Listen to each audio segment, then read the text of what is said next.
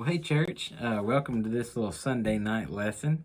I had some extra things I wanted to share with you this morning, but time was getting away from me, and then I knew it would. So this is what I want to share this evening is some things that I cut out of my lesson from Sunday morning in the application of lessons to learn from the denials that Peter made of Christ. I was really interested in seeing, what things Peter learned along the way. Now, you can read a lot of things about Peter throughout the book of Acts and see things there, but I went straight to the books of First Peter and Second Peter to see what things I could read directly from, the hand of Peter in letters that he wrote when he addressed the church later on in life, years down the road, to see what he carried over from that time in his life, which was so difficult when he had those dreadful denials of Jesus. What did he learn, and what can I see of what he learned in his letter? Well, Peter said in First Peter, and as I go through it, just follow along with me here. In First Peter chapter 1, verses 13 and 14, Peter, whose mind was not prepared for what was coming, said this, prepare your minds for action. And he also said in verse 14, do not be conformed to the former lust which were yours in your ignorance. You can see Peter, as he's writing those words, prepare your minds for action, remembering the time in his life that his mind was not prepared for action, that his mind wasn't prepared at all for what he was about to face, and how the disastrous results that came as a result. All those former lusts that he had, the ideas that he had about what he thought was going to be the course of action Jesus was going to take, what course of action that he needed to take to prove his devotion and loyalty to Christ, everything was wrong. And Peter says, you can see him looking back and saying, those former lusts that I had, the way that I thought I was going to be successful, I was completely wrong. Those were the former lusts of my ignorance. And then now he's calling on the church, years down the line, to not think like they formerly did.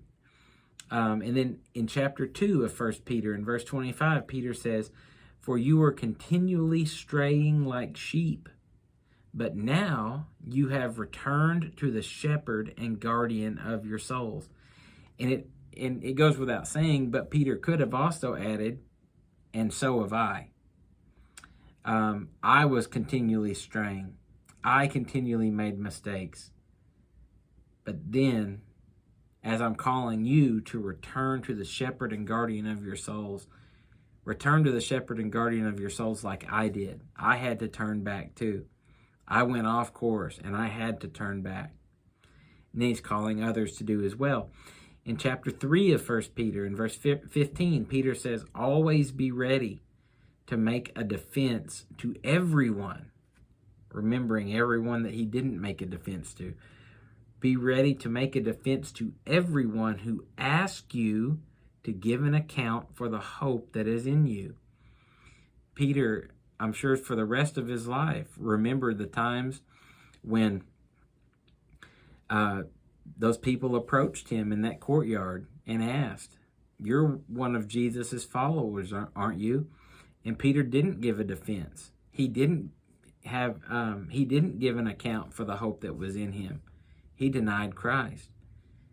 I can see Peter writing this and remembering that he wasn't always ready to make a defense. When he was asked to give an account, he didn't. But Peter's saying now, not anymore, and never again. I will always give an account. I will be ready forevermore. And he wants us to do the same.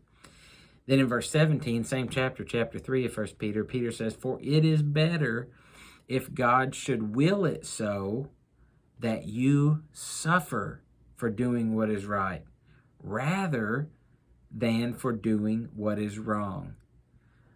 Peter wished that he would have suffered for doing what was right. that he would have stood up for Christ, that he would have said, yes, I am loud and proud. I am his follower. He is my master. I am the leader of his apostles. Yes, he is my Lord. He is my Savior. He is the Christ, the Son of God. But instead of saying that and then suffering whatever consequences he may have suffered, he may not have suffered any. But he'll never know that. But instead of suffering the consequences for standing up for Christ in that moment, he instead suffered for doing what was wrong. He suffered when Jesus looked at him after that third denial. And it, broke Jesus' heart when Peter made that denial, broke Peter's heart in a much more profound way. Jesus knew it was coming. Peter didn't know it was coming. He didn't listen. In chapter 5 of 1 Peter, in verses 6 and 7, Peter says this. It's such an amazing thing to hear Peter say these words, write these words. Humble yourselves under the mighty hand of God. Peter's like, I didn't used to do that. I did not humble myself. I had to be taught to humble myself. I had to be humbled before I would humble myself. But he says there, chapter 5, verses 6 and 7, humble yourselves under the mighty hand of God, that he may exalt you at the proper time, casting all your anxiety on him, because he cares for you. Now listen what he says next. Be of sober spirit. Be on the alert. I wasn't on the alert. You be on the alert. Your adversary, the devil, prowls around like a roaring lion seeking someone to devour. You can see his thought process, can't you? Peter's saying, and he says this over and over through the book, if you go through 1 Peter and read the whole thing, some version of be on the alert. I can see him thinking, Jesus told me to be on the alert. He warned me face to face. He warned me, and I didn't listen. And then Satan, like a roaring lion, took full advantage of when I wasn't prepared. And then I suffered loss. But even though I lost a battle, through Jesus, I won the war because I stuck with him. Not because of me, because of him. I pray that these have been some thoughts that have been encouraging to you and have enhanced this look that we've done at the denials of Peter. For an additional blessing, I have an additional challenge for you. I challenge you to read the book of 2 Peter. It's 3 short chapters. It is a very quick read, but as you read it, don't just read it and see what other lessons that you can see that Peter learned through his denials experience. Lessons that he learned and became resolute to never make those same mistakes again. I've heard people say a lot of times, it's one of the best ways to learn is from your mistakes. Well, that's true. It is one of the best ways to learn. But let me tell you a better way to learn.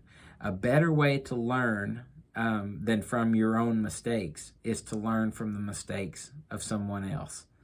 Let's learn from the mistakes that Peter made. Peter doesn't want us to suffer the same things that he suffered. He wants us to learn from his mistakes. I think he would, very enthusiastically say that to us if he could say that to us today. Learn from my mistakes. Don't suffer in the same ways that I had to suffer. See my suffering, learn from that, and don't follow that road. Be strong where I wasn't strong. You listen to the Lord where I didn't listen to the Lord. And you'll be much better off. You won't have to suffer in the same ways that I had to, suffering for doing wrong, the wrong of those denials. Well, until next time, church, love God and love others. I'm Wes LaFleur, signing off.